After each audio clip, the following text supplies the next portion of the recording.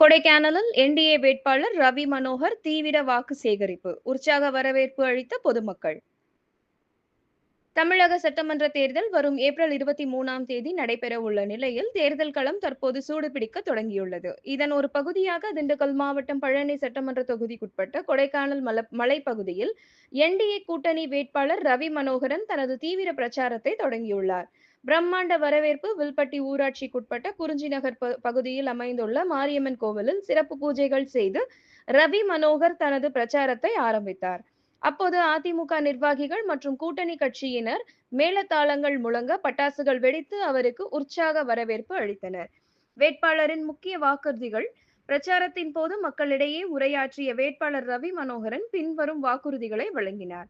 இந்த தேர்தலில் என்டிஏ கூட்டணி மிகப்பெரிய வாக்கு வித்தியாசத்தில் வெற்றி பெற்று தமிழகத்தில் மீண்டும் எடப்பாடி பழனிசாமி அவர்கள் தலைமையில் சிறப்பான ஆட்சி அமையும். அடிப்படை வசதிகள். கொடைக்கானல் மலைப்பகுதிகளில் தரமான சாலை வசதிகள் மேம்படுத்தப்படும். வனவிலங்கு பாதுகாப்பு. மக்கள் வசிக்கும் பகுதிகளுக்கு வனவிலங்குகள் வராமல் தடுக்க உரிய பாதுகாப்பு நடவடிக்கை மேற்கொள்ளப்படும். குளிர்கால உபகரணங்கள். கொடைக்கானலின் தட்பவெப்ப நிலையை கருத்தில் கொண்டு ஏழை எளிய மக்கள் அனைவருக்கும் ரூம் ஹீட்டர் மற்றும் வாட்டர் ஹீட்டர் வழங்கப்படும் என்றார். இன்னைக்கு குறிஞ்சிநகரில் பிரச்சாரத்தை தொடங்கியிருக்கோம். காலையில் மேல்மலையில் செஞ்சுட்டு வந்தோம். குறிஞ்சிநகரில் பிரச்சாரத்தை அடுத்து நாயுடுபுரம் போகிறோம். ஒரு பாயிண்ட்டாக போகிறோம். பிரச்சாரத்தை வேகமாக நடந்துகிட்ருக்கு. எல்லா பக்கம் அமைவ வரவேற்பு இருக்குது. நாங்கள் எங்கள் திட்டங்கள், எதிர்கால திட்டங்கள் வந்தால் என்னென்ன நல்லது செய்வோம், தேர்தல் அறிக்கையில் எல்லாம் நிறைவேற்றுவோங்கிறது வாக்குறுதியில் கொடுத்துட்டு வரோம். அங்கே எங்கள் ஊரில் குறைபாடுகளை கேட்டு அதை நிவர்த்தி வந்ததுக்குண்டான ஆவணங்கள் செய்து கொடுக்கப்படும் சொல்லியிருக்கோம். எல்லா ஊரையும் அடிப்படை வசதி தான் கேட்குறாங்க. அந்த அடிப்படை வசதியில் சீக்கிரம் செஞ்சு கொடுக்கணும் கோரிக்கை வைக்கிறாங்க. அவசியம் செஞ்சு கொடுக்கணும்னு சொல்லியிருக்கோம். வருவது அனைத்து இந்திய அண்ணா திராவிட முன்னேற்ற ஆட்சி தான். கண்டிப்பாக எல்லா முயற்சி எடுத்து என்னென்ன விஷயங்களில் சீக்கிரம் செய்ய முடியுமோ ப்ரியாரிட்டியோடு செய்கிறேன்னு சொல்லியிருக்கோம். ஆனால் முக்கியமாக கொடைக்கானல் குறைகள் எந்த குறைகள்னு உங்கள்கிட்ட சொல்கிறாங்க அதிகமாக? இன்னும் கொடைக்கானல் டவுனுக்குள்ளே போகல. கிராமத்தில் 4 விஷயம் பேசுகிறாங்க.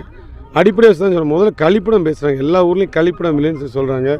குடிநீர் மாசுபட்ட குடிநீர் வருதுன்னு சொல்கிறாங்க. தெருவிளக்கு இல்லைன்னு சொல்லி சொல்கிறாங்க. அப்புறம் ட்ரைனேஜ் ஃபெசிலிட்டி ரொம்ப மோசமாக இருக்குன்னு சொல்கிறாங்க. மாசுபட்டுருக்கு. எல்லா கிராமமும் மாசுபட்டுருக்கு. எல்லாத்துக்கும் கழிப்பிடம் வேணும்னு கேட்குறாங்க. குடிநீர் ரெண்டும் கேட்குறாங்க. இந்த குடிநீர் வரக்கூடிய பக்கத்தில் இருக்க குளங்கள் இதெல்லாம் பழுதடைந்திருக்கு. அதெல்லாம் சரி பண்ணி கொடுங்கன்னு சொல்கிறேன்.